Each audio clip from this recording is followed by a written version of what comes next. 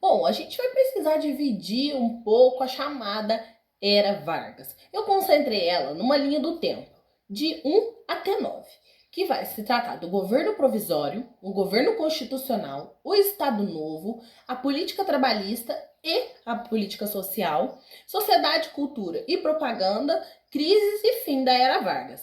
Como que a Era Vargas vai começar, pessoal?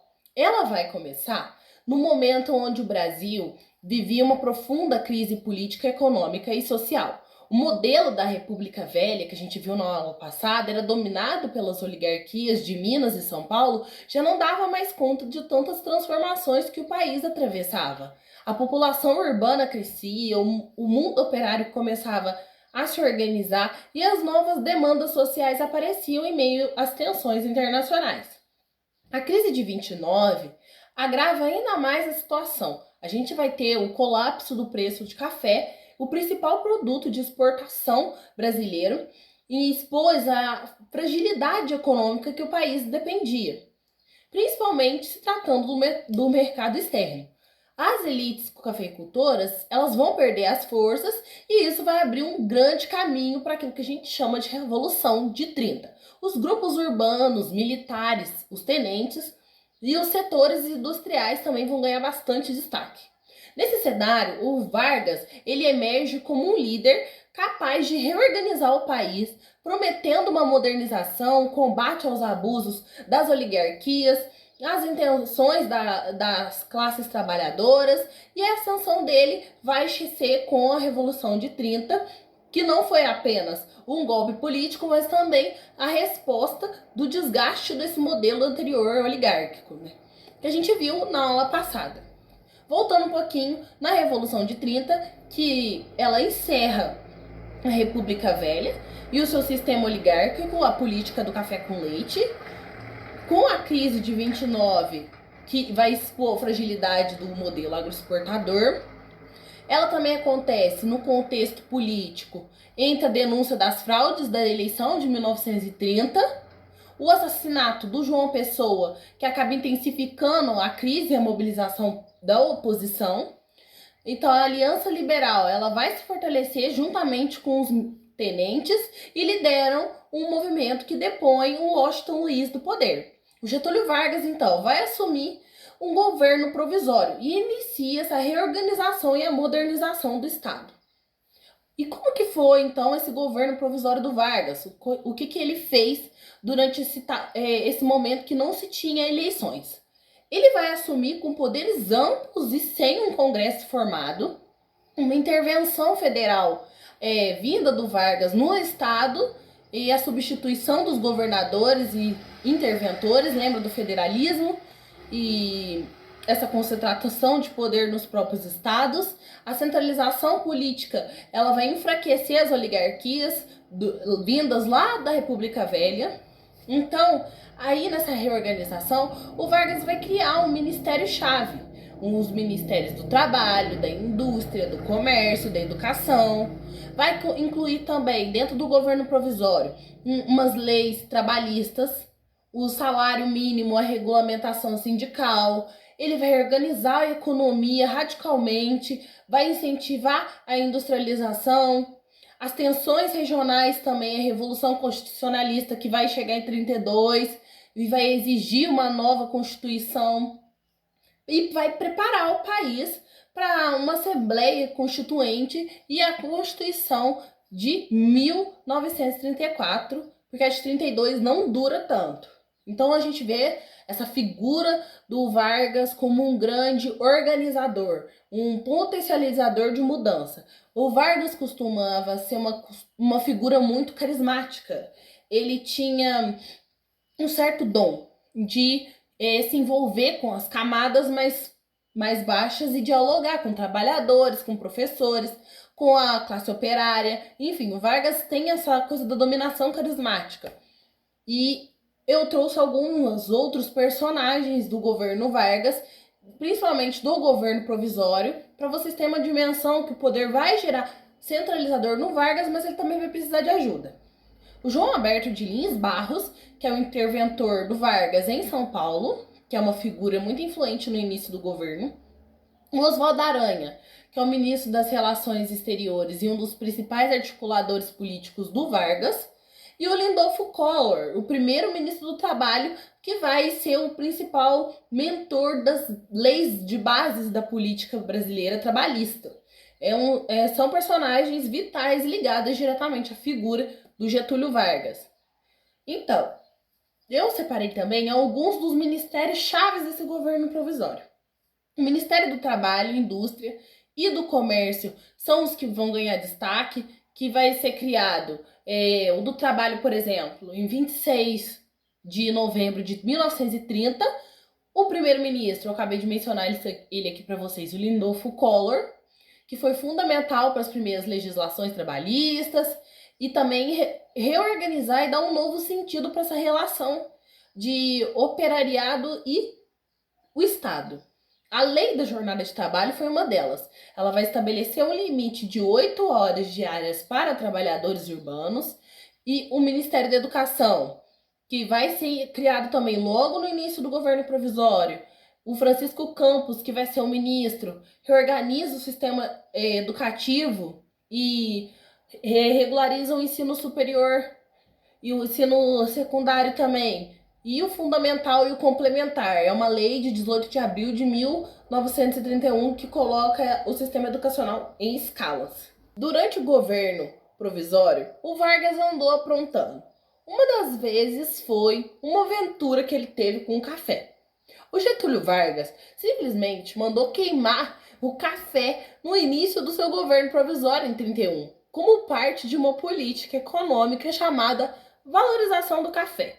Na época, o Brasil dependia fortemente de uma exportação de café e era o principal produto da economia. Com a crise de 1929, o preço do café despencou, principalmente no mercado internacional, porque houve também uma grande queda de demanda e um excesso de produção aqui no Brasil. Os estoques foram se acumulando, o valor do produto caiu muito, e o que prejudicava os grandes cafeicultores dos quais ele precisava da aliança. E aí, o que o Vargas fez? Distribuir o café para a população não era uma opção. O governo decidiu comprar e queimar os estoques de café para reduzir a oferta e tentar aumentar o preço do produto no mercado internacional. Milhões de sacas foram destruídas. Algumas fontes falam em mais de 70 bilhões. Embora pareça absurdo, a ideia era controlar o mercado e proteger a economia brasileira da crise mundial. Bem que ele podia ter dado esse café para quem estava querendo tomar o café. Bom, disso vem-se a Constituição de 34, a famosa Constituição depois da Revolução de 32, que exige uma nova Constituição. A Constituição de 1934, ela foi elaborada após a Revolução de 30 e marcou uma tentativa de organizar o país sob as bases mais modernas e democráticas. Ela refletiu as influências do tenentismo, das opressões sociais e urbanas e do avanço do pensamento social-democrata da época. Como que era essa Constituição de 34? Ela garantia o forte poder ao executivo, influenciada também por modelos europeus e ideias do movimento tenentista. As primeiras formas de proteção social são incorporadas a uma Constituição brasileira e nela se legaliza o voto feminino. As mulheres votam e podem ser eleitas. E nessa Constituição, então, também se consolida um modelo de 8 horas de trabalho. Esse governo constitucional, a partir da criação da Constituição Republicana de 34, vai até 37, que o Vargas é eleito indiretamente pela Assembleia Constituinte, após a promulgação da Constituição, e é um período curto, mas marcado por muitas tensões políticas e avanços sociais e uma crescente crise, que desemboca lá no golpe de 37, que vai acontecer daqui a pouco. As características gerais desse governo era o Vargas como deixa de ser o chefe do governo provisório e passa a ser o presidente constitucional, vai ter a manutenção da centralização política, apesar da Constituição está em vigor, um fortalecimento do Estado e da burocracia e alguns inícios das políticas industriais trabalhistas mais estruturadas. Nesse governo constitucional, a gente vai ter a ascensão dos movimentos mais radicais. O período conviveu com movimentos de massa antagônicos. A AIB, a Ação Integralista Brasileira, movimento de extrema-direita, inspirado no fascismo, liderado pelo Plínio Salgado, que vai defender uma ordem, nacionalismo, um autoritarismo, surge nesse contexto.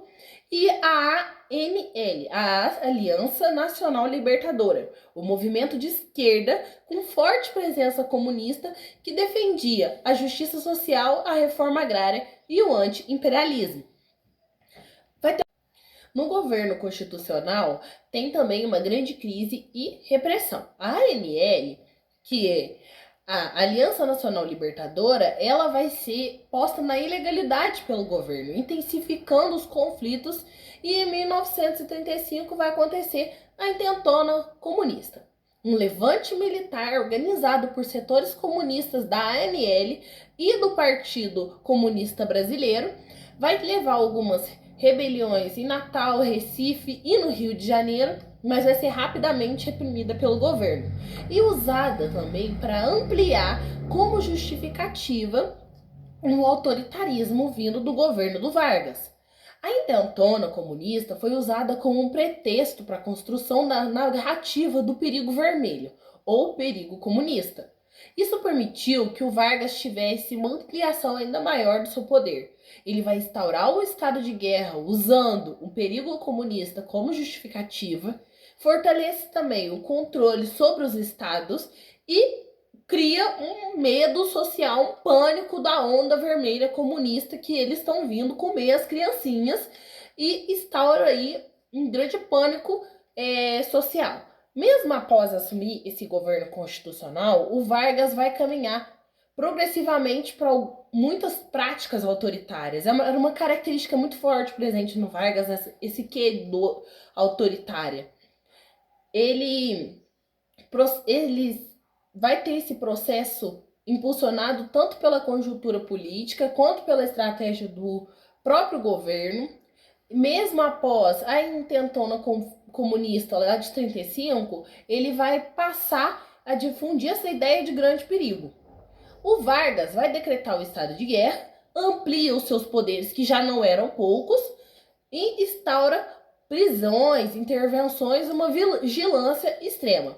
As prisões em massas de militantes de esquerda, militares e civis suspeitos de estarem ligados diretamente a esse movimento comunista, instaura uma censura crescente sobre os jornais, sindicatos e organizações políticas ou trabalhistas.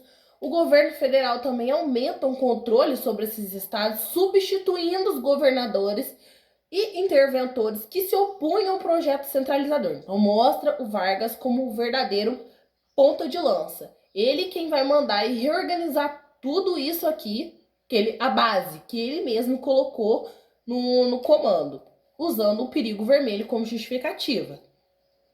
Dessas políticas sociais e econômicas dentro do governo constitucional do Vargas, enquanto ele estava botando terror no país com medo comunista, entre 34 e 37, vai consolidar algumas mudanças econômicas também. Iniciadas com um período provisório, que foi uma fase de transição, a gente viu aqui, e vai preparar o terreno para uma nova industrialização que vai vir com o Estado Novo.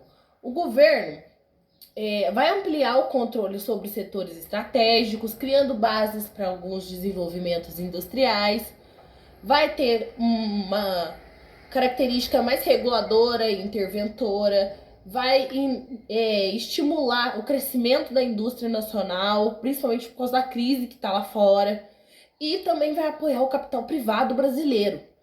Então, vamos dizer assim que as oligarquias saíram do poder, mas continuavam nela, com outro nome. A proteção ao mercado interno, o crescimento das indústrias de transformação, como a textil, como os alimentos, como as metalúrgicas, O estímulo também para substituir os produtos importados e por causa do estrago da crise lá fora. Então, se a gente produzisse aqui dentro, a gente não precisaria comprar de fora. Essa era a lógica. A política agrícola também vai ter uma manutenção de mecanismos de valorização do café, distribuição dos estoques, o controle da oferta para tentar estabilizar os preços. O trabalho, o Estado vai passar a ter um controle maior, vai ter um modelo corporativista, incentiva a conciliação entre o capital e o trabalho com a mediação do governo. Os avanços trabalhistas, que é a pré-CLT, né, durante o governo constitucional Vargas, amplia e consolida os direitos sociais que depois vêm a ser unificados na CLT lá em 43. Vai ter a jornada de trabalho já na Constituição de 34, com as 8 horas, as férias serão remuneradas em setores específicos e também vai regularizar o trabalho feminino e infantil. O Vargas também gostava de seguir esse modelo corporativista porque vai permitir que os sindicatos existam, mas reconheciam a ação do Estado. Os sindicatos oficiais eram atrelados ao Ministério do Trabalho, sempre tinha a mão do governo por trás. A legislação social, que vai ser inspirada no modelo europeu, vai haver influências das democracias sociais da época e também dos estados autoritários, como a Itália e o Portugal, que possuíam fortes intervenções no mundo do trabalho, embora um pouco menos desenvolvidas que as leis trabalhistas. Os debates sobre a escola pública e obrigatória também vão acontecer e vai ter um incentivo muito maior na formação técnicas, escolas agrotécnicas e industriais. Então tudo isso vai acontecer no governo constitucional do Vargas. Galera, dá-se então um plano daqueles maquiavélicos que culminaria no golpe de 1937, o golpe do Estado Novo. E como que se deu esse golpe? Como que foi a preparação? Esse golpe não é um ato isolado, mas é um resultado de 3 anos de manipulação política, repressão, propaganda anticomunista e a centralização do poder do Vargas, que já era muito forte durante o governo constituinte. Então, o plano Cohen, que é o plano no qual foi baseado para dar-se o golpe, é um documento falso, escrito por um integralista, alegando um grande levante comunista nacional. E ele vai ser divulgado pelo governo como se fosse real, usado para instaurar um novo estado de guerra e suspender as eleições que já estavam para acontecer em 1938, que daria fim à posse de Vargas. E acabou sendo um pretexto muito bom e usado para o golpe. O apoio dos militares e das elites era eminente, as Forças Armadas viam Vargas como uma garantia de estabilidade, as elites econômicas apoiavam uma ordem, temendo greves e radicalização política, uma propaganda oficial também que reforçava que só um governo muito forte poderia garantir a segurança nacional, e isso deu legitimidade ao golpe, porque o pânico da onda vermelha no Brasil já estava instaurado a partir do governo do Vargas. Então, em 1937, mais especificamente no dia 10 de novembro, é consolidado o golpe de 1937, que garantia o Estado Novo. Foi um período muito forte de centralização de poder, de censura, representação política mínima, modernização econômica muito acelerada. O Vargas governou com poderes quase absolutos até 1945, então vai durar bastante tempo. No dia 10 de novembro de 37, o Vargas vai fechar o Congresso Nacional, vai cancelar as eleições presidenciais e vai otorgar uma nova Constituição, a Constituição autoritária e centralizadora. Vai instaurar a ditadura do Estado Novo. Ele vai ter uma ditadura personalista e centralizadora, vai concentrar o poder no executivo, uma censura total à imprensa, à oposição, livros, rádios e produções culturais, vai ter uma forte repressão aos seus opositores, os sindicatos independentes e movimentos sociais, e uma perseguição avassaladora aos comunistas e integralistas de dissidentes críticos do seu governo. O Vargas, ele não só agia assim, como criou um departamento de imprensa e propaganda, o famoso DIP, que ele controlava socialmente a imprensa, o rádio, o cinema, as artes, para voltar uma produção de imagem do Vargas como pai dos pobres, como eu disse, carismático, uma produção de narrativas nacionalistas, disciplinadoras e patrióticas. A economia do Estado Novo vai aprofundar um intervencionismo estatal e a acelerar as industrializações, como por exemplo, a campanha Petróleo é Nosso, vocês já ouviram falar, tenho certeza.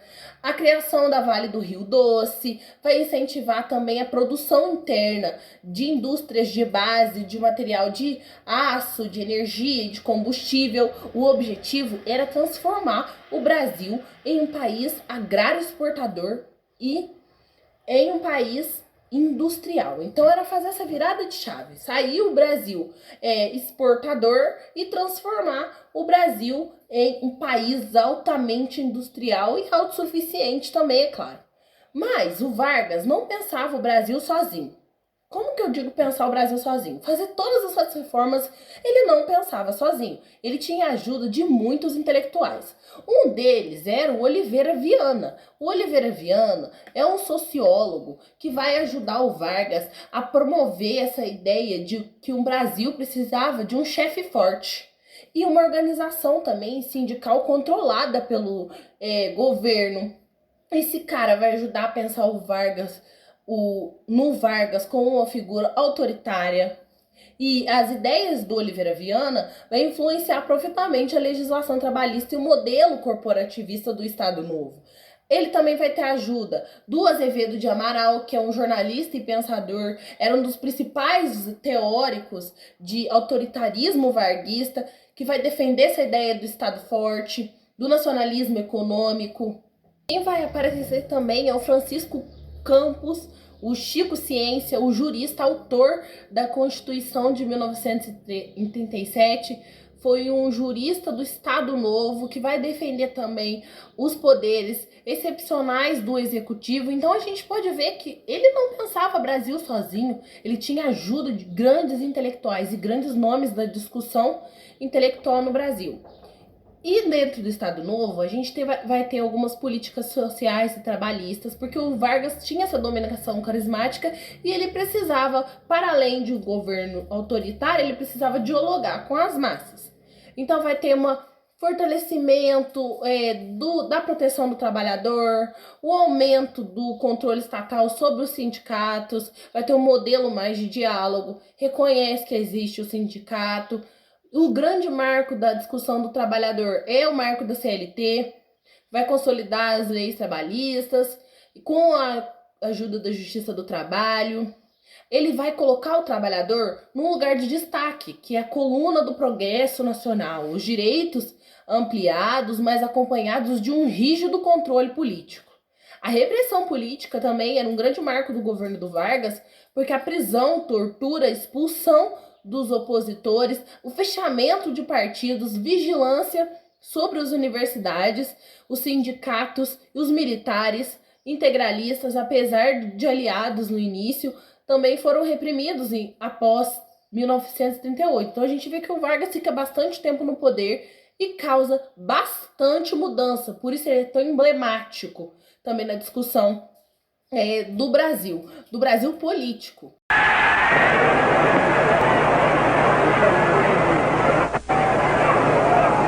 Trabalhadores do Brasil,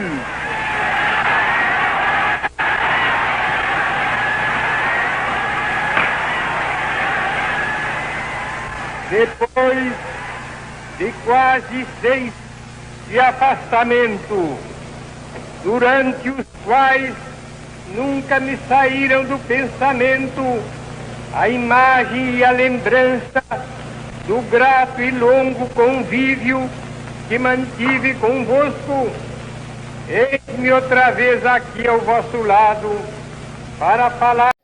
Essa política externa, ao nosso ver, pode parecer um pouco contraditória, porque o Vargas ele vai oscilar entre a simpatia econômica pela Alemanha nazista, lembrando que já tivemos aí a Primeira Guerra Mundial, já começou a Segunda, tem uma proximidade diplomática com os Estados Unidos, e durante a Segunda Guerra, o Brasil entrou do lado dos aliados, mas se manteve neutro o mais tempo possível, enviou tropas da FEB para lutar na Itália em 44, e esse alinhamento democrático contribuiu para o desgaste do regime do Vargas.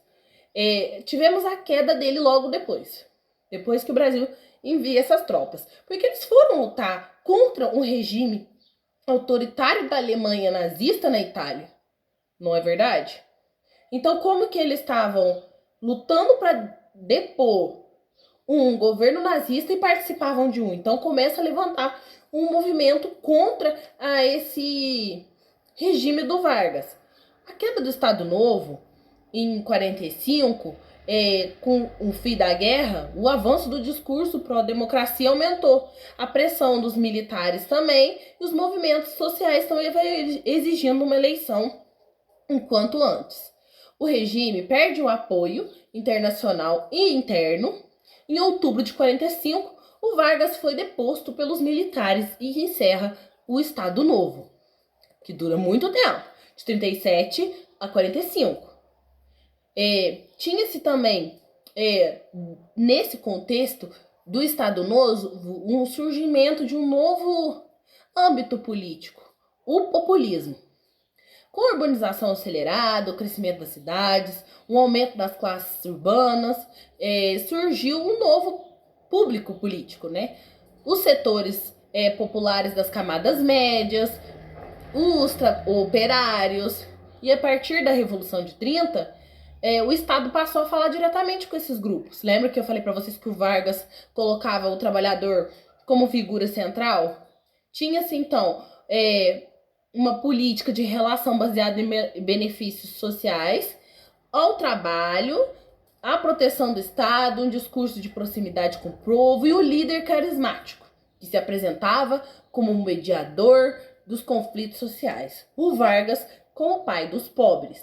Essa forma de governar, que vai combinar centralização do poder, intervenção estatal e apoio das massas urbanas, em um discurso de pai dos pobres, vai caracterizar o populismo brasileiro.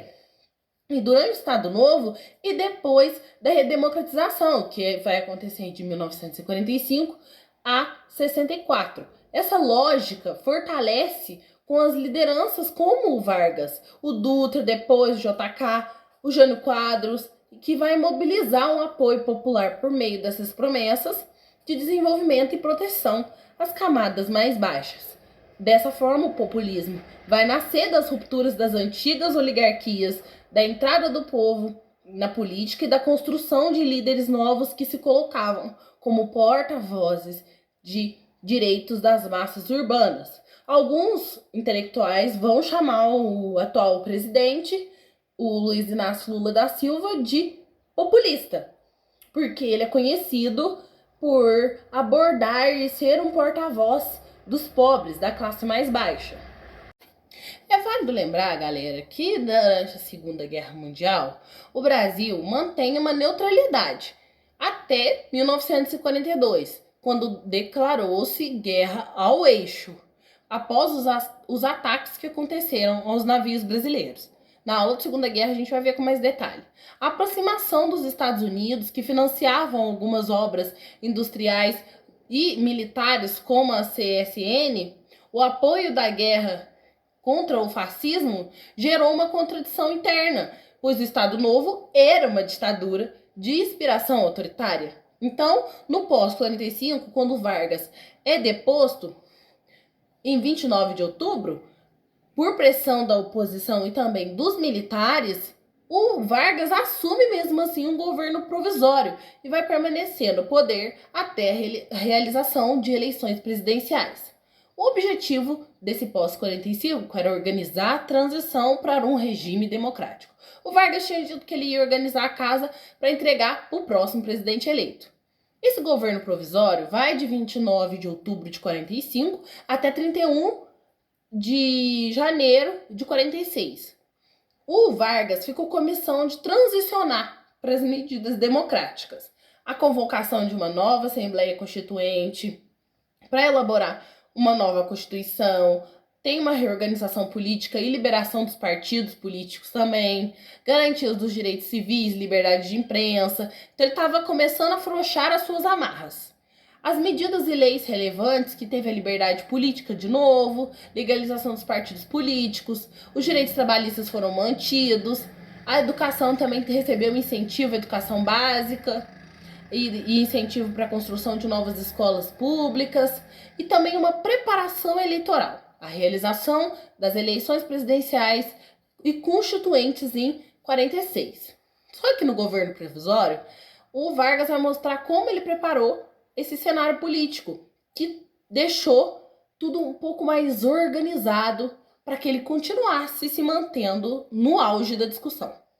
Ele vai garantir também, com as relações entre as elites e os militares, uma neutralidade estratégica com os militares que haviam tirado ele do jogo, evitar confrontos, vai estabelecer algumas alianças com os setores das elites regionais, permitindo um apoio dessas elites à sua candidatura futura, a fragmentação da oposição, especialmente na UDEM, e vai facilitar a volta do Vargas com grande protagonismo político para o seu segundo governo. As eleições de 45 tiveram um legado eleitoral, porque foram em dezembro de 45 com a vitória do Eurico Gaspar Dutra, do PSD. O Vargas, mesmo afastado, manteve forte presença política, especialmente entre os trabalhadores urbanos e a classe média popular. Vai consolidar ali também sua base para disputar as próximas eleições de 1950.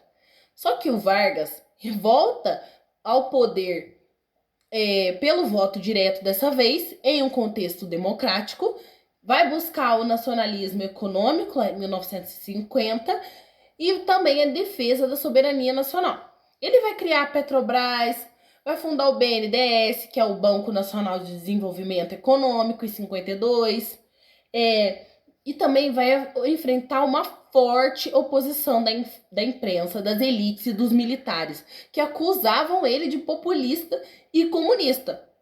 Ora, o mesmo Vargas que instaurou o medo e o pânico comunista aqui no Brasil. O mesmo Vargas. Dentre esse governo democrático do Vargas, com um forte carisma e populismo, o discurso central era o nacionalismo, proteção dos trabalhadores, intervenção estatal na economia, o governo marcado por tensões políticas entre a oposição do Carlos Lacerda e os setores responsáveis ao varguismo. Vai ter também muitas crises políticas, a inflação vai crescer e o aumento da dívida pública vai ser irreparável devido às dívidas da industrialização que o Vargas queria fazer, as dificuldades para equilibrar o orçamento entre os gastos sociais e os investimentos estatais. Os setores empresariais liberais e a imprensa criticava bastante o intervencionismo estatal e populismo econômico do Vargas. O Carlos Lacerda, que vai ser um dos principais opositores, denuncia a corrupção do Vargas e o clientelismo da suposta centralização que o Vargas queria devolver para ele. A imprensa conservadora intensificava esses ataques diários, enfraquecia a imagem do Vargas entre os setores urbanos de classe média e polarizava a política crescente entre os nacionalistas pró-Vargas. Aí o que acontece? Com essas insistências, os conflitos com os congressos, a oposição no legislativo, dificulta a aprovação dos projetos estratégicos que o Vargas tinha, como o controle do petróleo, as políticas de industrialização, as disputas sobre a autonomia do Estado frente ao poder executivo e as influências dos sindicatos. O Carlos Lacerda vai sofrer uma tentativa de assassinato, o mesmo Carlos Lacerda que era o principal opositor do Vargas, conhecida como Atentado da Rua Torneleiros, no Rio de Janeiro. O Lacerda foi ferido, mas ele sobreviveu, enquanto seu segurança, o Major Ribeiro da Costa, foi morto. A investigação revelou o envolvimento de integrantes da guarda pessoal do Vargas e da Polícia Federal, em que ligava ele diretamente ao governo e principalmente a tentativa de homicídio contra o Carlos Lacerda. E isso enfraquece a imagem do Vargas e ele opta por suicidar-se. E qual que era o contexto da morte do Vargas? Essa morte tão emblemática, né, que vem carregada desse discurso que eu falei no início da aula de saio da vida para entrar na história. Tinha-se uma crise institucional, né, imediata. Os militares opositores exigiam o afastamento do Vargas, agora eleito democraticamente, e a punição dos responsáveis pelo assassinato do Carlos Lacerda, a tentativa de assassinato do Carlos Lacerda. A imprensa, ela amplificou o escândalo e aumentou a pressão sobre o presidente. E aí o que acontece? Os setores da população, os aliados, começaram a se afastar do Vargas, temendo uma escalada de violência, já que provou-se que havia envolvimento governamental no atentado do Carlos Lacerda. A situação tornou-se insustentável. O atentado acelerou a queda política de Vargas, levando a optar pelo suicídio. Em 24 de agosto de 1954, o Vargas comete o suicídio no Palácio do Catete, onde ele afirmava que só sairia do catete morto com a pressão dos militares e das demais oposições a ele. A carta-testamento do Vargas reafirmava o compromisso com o povo, dos trabalhadores e o nacionalismo. E a morte do Vargas provoca uma grande comoção nacional, protestos e homenagens populares. Lutei contra a expoliação do Brasil. Lutei contra a expoliação do povo. Tenho lutado de peito aberto. O ódio, as infâmias, a calúnia não abateram meu ânimo. Vos dei a minha vida. Agora ofereço a minha morte. Não receio. Serenamente dou o primeiro passo no caminho da eternidade e saio da vida para entrar na história. Esse é um trecho da carta do suicídio do Vargas. E eu dei... 3 anos depois da posse, uma grave crise política agitava o país. Todos ansiavam por uma solução honrosa que trouxesse também tranquilidade à nação. Tudo parecia caminhar para esse fim.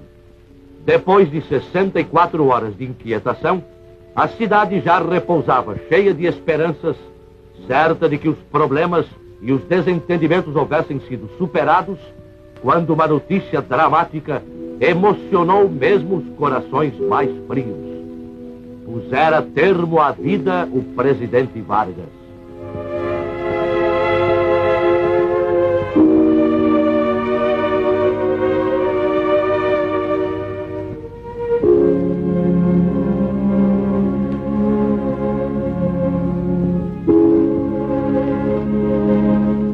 Carregado por parentes, amigos e pessoas do povo que disputavam essa honra, os restos mortais de Getúlio Vargas foram conduzidos para o aeroporto Santos Dumont, de onde seguiria para São Borja em sua derradeira viagem.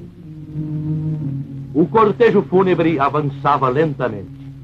Pelo acompanhamento, pelo vulto e pela emoção, constituiu um acontecimento único na história do país. Em todo o trajeto, dezenas de milhares de pessoas choraram no último adeus àquele que simboliza uma fase de nossa vida social e política.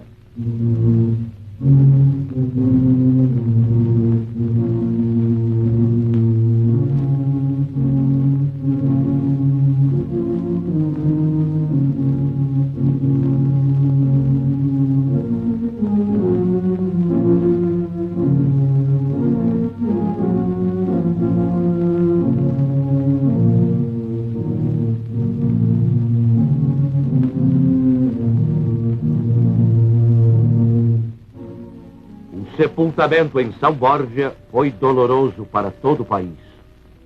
Getúlio Vargas morreu sacrificado pelos interesses internacionais contrários à emancipação econômica do Brasil e por grupos nacionais revoltados com o regime de justiça social por ele instituído para amparar os pobres e humildes. Jango jurou continuar a sua obra.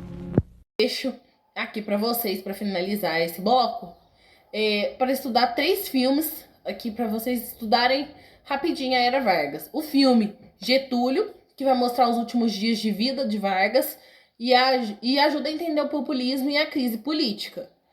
Os filmes de 1930, que são os movimentos políticos ocorridos antes e depois da Revolução de 30.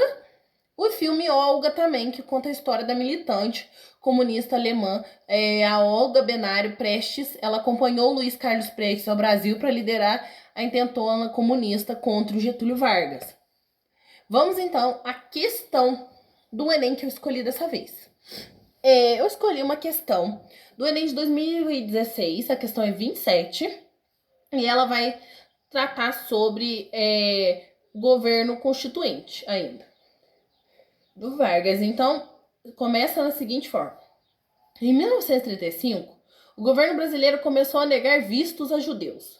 Posteriormente, durante o Estado Novo, uma circular secreta proibiu a concessão de vistos às pessoas de origem semita, inclusive turistas e negociantes, o que causou uma queda de 75% da imigração judaica ao longo daquele ano. Entretanto, mesmo com as imposições da lei, muitos judeus continuaram entrando ilegalmente no país durante a guerra e as ameaças de deportação em massa nunca foram concretizadas, apesar da extradição de alguns indivíduos por causa da militância política. É um texto adaptado também, 500 anos de história dos judeus no Brasil. Está disponível no IBGE. Então, qual que é a pergunta que o enunciado faz? Uma razão para a adoção política da imigração mencionada no texto foi: letra A, receio do controle sionista sobre a economia nacional. Letra B, reserva de postos de trabalho para a mão de obra local. Letra C, oposição do clero católico à expansão de novas religiões. Letra D, apoio à diplomacia varguistas às opiniões e líderes árabes. E letra E, simpatia de membros da burocracia pelo projeto totalitário alemão. Diante da resposta, é a seguinte. O texto vai mencionar que lá em 1935, o governo começou a negar os vistos dos judeus. Durante o Estado Novo, intensificou essa política por meio das circulares secretas, que proibiam a entrada de pessoas de origem semitas. Como consequência, a imigração judaica ela cai 75% em um ano. O objetivo dessa questão é entender o porquê que o governo adotou essa política de imigração restritiva. Por isso, é importante lembrar que o contexto histórico era, nos anos 1930 e 1940, o mundo estava sendo influenciado pelo crescimento do fascismo e do nazismo, regimes totalitários que promoviam ideias antissemitas. Parte da burocracia brasileira simpatizava com essas ideias, então vai admirar os regimes autoritários da Europa, como o regime alemão e o italiano. A política de imigração antijudaica no Brasil não tinha motivação religiosa e nem mesmo econômica direta, nem era uma questão diplomática, mas era, sobretudo, influenciada pelo modelo autoritário europeu. Então, a resposta correta dessa é letra E, simpatia de membros da burocracia pelo projeto totalitário alemão. Por que as outras estão erradas? Letra A, receio do controle sionista sobre a economia local. É um argumento antissemita comum, mas não era a principal razão oficial do Estado Novo. Lembra que a questão vai dizer que era influenciada pelo autoritário europeu e pelo antissemitismo. Letra B, reserva de postos de trabalho para a mão de obra local. Preocupação econômica, mas não aparece como motivação central e restrita judaica. Letra C, oposição do clero católico à expansão de novas religiões. O clero não era e não teve papel decisivo nesse caso. A perseguição não era religiosa, tal como menciona o texto. E letra D é o apoio à diplomacia varguista às opiniões dos líderes árabes. Não há evidência que isso fosse o motivo principal no período citado. Atente-se ao que o próprio enunciado diz. Bom, galera, esse foi o fim da nossa aula de hoje do Vargas. Espero que vocês gostem. E esse pontapé inicial para um período também muito marcado na nossa história da próxima aula. A nossa próxima aula é sobre ditadura militar e eu espero vocês lá.